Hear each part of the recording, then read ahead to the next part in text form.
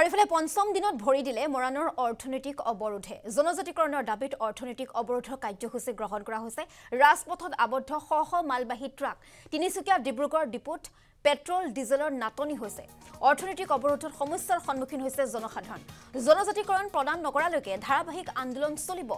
এই হুংকাৰ চৰকাৰক সদৌ মৰাণ ছাত্ৰ সন্থাৰ এই মুহূৰ্তত দেখুৱাইছো আপোনালোকক আবদ্ধ হৈ পৰিছে এনেধৰণে মালবাহী ৰাজপথত শ ট্ৰাক তিনিচুকীয়া ডিব্ৰুগড় ডিপোত পেট্ৰল ডিজেলৰ নাটনি পেট্ৰল ডিজেল পাবলৈ নাই গতিকে যিসকল সাধাৰণ ৰাইজ তেওঁলোকৰ মাজত হাহাকাৰ পৰিৱেশৰ সৃষ্টি হৈছে আৰু দীৰ্ঘদিন ধৰি বা দীৰ্ঘ সময় ধৰি যেহেতু জনজাতিকৰণৰ দাবী কৰি আহিছে বিভিন্ন সংগঠনে আৰু তাৰ ভিতৰত মৰাণ ছাত্ৰ সন্থা অন্যতম গতিকে আজি পঞ্চম দিনত ভৰি দিলে মৰাণৰ অৰ্থনৈতিক অৱৰোধে জনজাতিকৰণৰ দাবীত অৰ্থনৈতিক অৱৰোধৰ কাৰ্যসূচী তেওঁলোকে বাহাল ৰাখিছে এই মুহূৰ্তত আমি তিনিচুকীয়ালৈ পোনপটীয়া সম্প্ৰচাৰৰ জৰিয়তে আপোনালোকক লৈ যাব বিচাৰিছো উপস্থিত আছে আমাৰ সতীৰ্থ প্ৰতাপ মৰাণ আপোনাৰ ওচৰলৈ আহিছো আজি পঞ্চম দিনত ভৰি দিছে অৰ্থনৈতিক অৱৰোধে গতিকে এই যেটো কাৰ্যসূচী অৰ্থনৈতিক অৱৰোধ কাৰ্যসূচী কিমান দিনলৈকে বাহাল থাকিব তেওঁলোকৰ লগত চৰকাৰৰ ফালৰ পৰা কথা বতৰা হৈছে নে নাই সামগ্ৰিক কথাখিনি আপোনাৰ পৰা জানিব বিচাৰিম প্ৰতাপ মৰাণ হয় মনমি এটা কথা ক'ব লাগিব 2 তাৰিখৰ পৰা 2 ছেপ্টেম্বৰ তাৰিখৰ পৰা সদৌ মৰাণ ছাত্ৰ সন্থাৰ নেতৃত্বত এলানি আচলতে তেওঁলোকে জোৰ সমদল কাৰ্যসূচী বাহিৰ কৰিছিল য'ত আচলতে হাজাৰ মৰাণে ঐক্যবদ্ধভাৱে একেমুখে চিঞৰিছিল তেওঁলোকক জনজাতিকৰণ লাগে ষষ্ঠ অনুসূচীভুক্ত সাহিত্য শাসন লাগে আৰু সমান্তৰালভাৱে তেওঁলোকে 15 ছেপ্টেম্বৰৰ পৰা অৰ্থনৈতিক অৱৰোধ কৰিছে আজি পঞ্চমটো দিনত ভৰি দিলে পঞ্চমটো দিনত ভৰি দিয়াত এক প্ৰকাৰে ডিজেল পেট্ৰলৰ নাটনি হৈছে পেট্ৰল ডিপুসমূহত তেওঁলোকে কিন্তু অত্যাৱশ্যকীয় যিবোৰ সামগ্ৰী তাক কিন্তু ৰেহাই দিছে আৰু সভাপতি সম্পাদক আছে সদৌ মৰাণ ছাত্ৰ সন্থাৰ তেওঁলোকৰ সৈতে আমি পোনে কথা পাতিবলৈ চেষ্টা কৰিম তাৰ সমান্তৰালভাৱে আমি ভিডিঅ' দেখাব বিচাৰিছোঁ ভিডিঅ' জাৰ্নেলিষ্ট কমলে দেখাব ফুটেজ দেখাব যলৈকে আচলতে কেমেৰা লেন্সে ঢুকি পায় তলৈকে আচলতে তাৰলৈকে অজস্ৰ ট্ৰাক আচলতে প্ৰায় 4000তকৈ অধিক ট্ৰাক তিনিচুকীয়া জিলাখনত আবদ্ধ হৈ আছে মালবাহী ট্ৰাক সভাপতি আছে অসম চৰকাৰৰ লগত কিবা আলোচনা হৈছে নেকি কেতিয়া আলোচনাত বহিব জনজাতিকৰণক বিষয়ক লৈ হয় আমাৰ এই বিষয়টোক লৈ অসম চৰকাৰে আমাক 23 ছেপ্টেম্বৰ তাৰিখে আলোচনাৰ মাজলৈ মাতিছে আৰু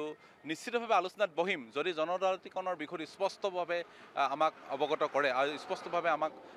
কি হ'ব কি নহয় কথাখিনি কয় তেতিয়াহে বহিম কৈছোঁ আৰু যেতিয়ালৈকে জনজাতিকৰণৰ বিষয়টো স্পষ্ট নহ'ব তেতিয়ালৈকে আমি আলোচনাত নবহোঁ বুলি স্পষ্টভাৱে আমি গভৰ্ণমেণ্টকো কৈছোঁ আৰু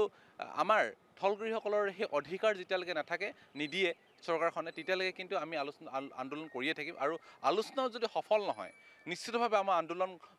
আমাৰ ধাৰাবাহিক আন্দোলন চলিয়ে থাকিব আৰু কৈছোঁ চৰকাৰখনে মিছা কথা বহুত ক'লে আজি 10 বছৰ কাল তেখেতলোকে মিছা প্ৰতিশ্ৰুতি দিলে সেই প্ৰতিশ্ৰুতি ফুলফিল নকৰাৰ কাৰণে আজি মৰাণ জনগণে এনেই ৰাজপথলৈ আহি অৰ্থনৈতিক ওপৰত জোৰ সমদল কাৰ্যসূচী ল'বলৈ বাধ্য হৈ পৰিছোঁ দুখ লাগিছে যে এইটো কাৰণে কাৰণ আমি এগৰাকী প্ৰত্যেকে আমি মৰাণসকলো স্বাধীন ভাৰতৰ নাগৰিক আজি ভাৰত স্বাধীন হোৱাৰ 80 বছৰ হ'বলৈ হ'ল কিন্তু মৰাণসকলে ন্যায্য অধিকাৰ নাপালে হোমাৰখণ্ড আটাইতকৈ পুৰণি জনগোষ্ঠীটো হৈছে মৰাণ জনগোষ্ঠী হোমাৰখণ্ডৰ গৃহত বুলি কোৱা হয় যাক এই গৃহতৰ আজি ভূমি নাই ৰাজনৈতিক অধিকাৰ নাই শৈক্ষিক অধিকাৰ নাই এইটো সকলো ক্ষেত্ৰতে বঞ্চিত অৱহেলিত এটা জাতি হৈ পৰিছে গতিকে এই জাতিটোক সুৰক্ষা দিয়াৰ কোনো ব্যৱস্থা গ্ৰহণ কৰা নাই ইফালে মৰাণসকল এক্সিষ্টেণ্ট যিসকল ট্ৰাইবেল লোক পালে সেই একেই বড়ো কছাৰী থলৰ অন্যতম জনগোষ্ঠী হৈছে মৰাণসকল আটাইকেইটা বৈশিষ্ট্যপূৰ্ণ এটা মুখ্যমন্ত্ৰীয়ে কৈছে যে আচলতে মিচিং বড়ো ৰাভা যিসকল জনজাতি তেওঁলোকে আচলতে বাধা প্ৰদান কৰিছে মৰাণসকলক কৰিছে নেকি চাওক তেখেতলোকে আমাক তেনেকুৱা বাধা দিয়াৰ কোনো প্ৰশ্নই নাহে তেখেতলোকে কেতিয়াও নকৰে কাৰণ আমি একেই ভাই ককাই কাৰণ বড়ো কছাৰী থলৰ অন্যতম মৰাণ জনগোষ্ঠী অন্যতম একমাত্ৰ মৰাণ জনগোষ্ঠীটিকেই জনজাতিকৰণ দিয়া হোৱা নাই তাৰ বাহিৰেতো বেলেগসকলক দিলে গতিকে তেখেতলোকৰ লগত আমাৰ সঘনাই যোগাযোগো আছে দ্বিমত নাই তেখেতলোক আমাৰ জনজাতিকৰণ আপত্তি নাই বুলি ইতিমধ্যে তেখেতলোকে স্পষ্টকৰণ দিছে আমাৰ 6 জনগোষ্ঠীৰ যিখন ঐক্যমঞ্চ আছিল ঐক্যমঞ্চৰ ফালৰ পৰা মৰাণসকলক জনজাতিকৰণ আপত্তি নাই বুলি এনঅ'চিও দিয়া হৈছে তৎসত্ত্বেও দিয়া হোৱা নাই চৰকাৰে যিখিনি হেৰি কৰি আছে তেখেতলোকে কিছুমান কথা কৈ আছে সেই কথাখিনি উদ্ধত গৈ আমি আটাইখিনি স্পষ্টীকৰণ আটাইখিনি আমাৰ ফালৰ দিয়া আছে ক্লিয়াৰিফিকেশ্যন দিয়া আছে আমাৰ যি বিচাৰিছে নথি পত্ৰ পাতি সকলো ছাবমিট কৰিছে মাত্ৰ অকল জনজাতিকৰণ স্বীকৃতি দিলেই হয় স্বীকৃতি লাগে মৰাণসকলক জনজাতিকৰণ আটাইখিনি বৈশিষ্ট্য আছে আটাইখিনি বৈশিষ্ট্য থকাৰ পাছতো আচলতে চৰকাৰখনৰ সদিচ্ছা অভাৱৰ কাৰণে অৰ্থনৈতিক অৱৰোধ হৈছে জোৰ সমদল হৈছে 5 দিন আপোনালোকে অৰ্থনৈতিক অৱৰোধ কৰি থাকিবলগীয়া হৈছে চৰকাৰৰ এই এটা বিফলতা চক আচলতে চৰকাৰখনে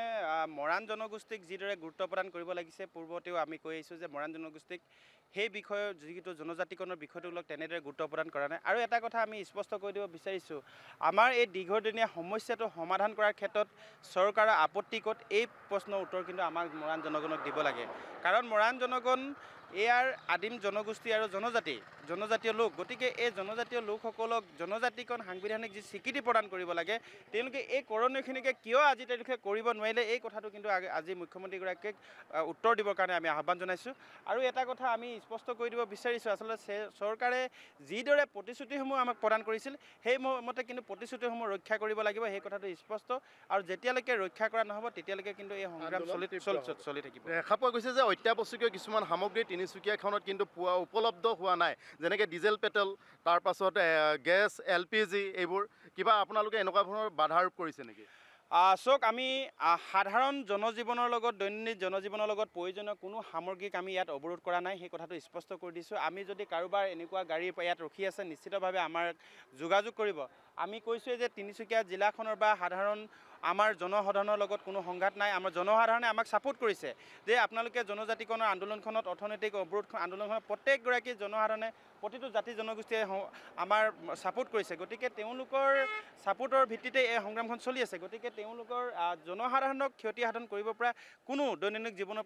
প্ৰয়োজনীয় সামগ্ৰী আমি অৱৰোধ কৰা নহয় আৰু আমি যিসমূহ গাড়ী ইয়াত ফচি আছে বা যিসমূহ গাড়ী অৱৰোধ হৈ আছে তেওঁলোকক আমি ইতিমধ্যে উলিয়াই দিয়াৰ ব্যৱস্থা কৰা হৈছে আৰু আগন্তুক দিনতো জনসাধাৰণৰ লগত আমাৰ লগত আছে আৰু আমি জনসাধাৰণৰ লগত আছোঁ যদি কোনোবা গাড়ী কেনেবাকৈ ফচি আছে ইয়াত আমাৰ সৈতে যোগাযোগ কৰিব তেওঁলোকক আমি সহযোগিতাখিনি আগবঢ়াম লগতে তেল ডিপুসমূহৰ কথাবিলাক আলোচনা কৰি থকা হৈছে পেট্ৰল ডিজেলৰ ক্ষেত্ৰত যিসমূহ নাটনি দেখা দিছে ইতিমধ্যে আমি কিছুমান সিদ্ধান্ত গ্ৰহণ কৰিছোঁ যাতে জিলাখনত চলি থকা পেট্ৰল ডিজেলসমূহত তেলৰ নাটনি হ'ব নোৱাৰে বা ৰন্ধন গেছৰ নাটনি হ'ব নোৱাৰে জিলাখনত বা বিভিন্ন খাদ্য সামগ্ৰীৰ নাটনি হ'ব নোৱাৰে তাৰ কাৰণে অৰ্থনৈতিক অৱৰোধৰ এইসমূহ বস্তুৰ ওপৰত শিথিলতা আনি দিয়া হৈছে সম্পূৰ্ণৰূপে অৱগত কৰা হৈছে আৰু আমি এই বিষয়খিনি পূৰ্বতেও কৈছোঁ কিন্তু এটা পক্ষই বিভিন্ন পক্ষক এতিয়া অৱগত কৰিছে যে গেছৰ নাটনি হৈছে ফেক্টৰীসমূহ বন্ধ কৰাৰ কিবা কিবি এনেকুৱা ধৰণৰ প্ৰচাৰ এটা চলাইছে সেইটো কেতিয়া মৰাণ ছাত্ৰ সন্থাই কাম্য নহয় মৰাণ ছাত্ৰ সন্থা জনসাধাৰণৰ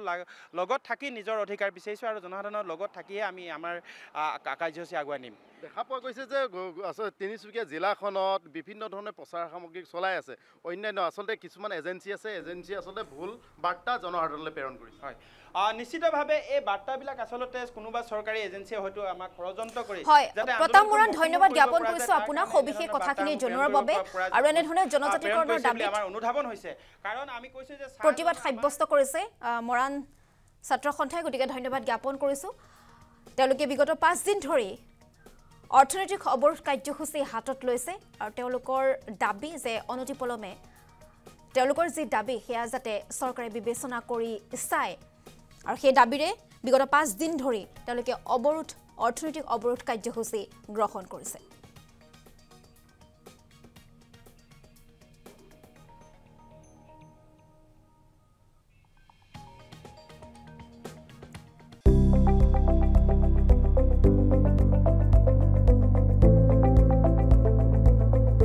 NB নিউজ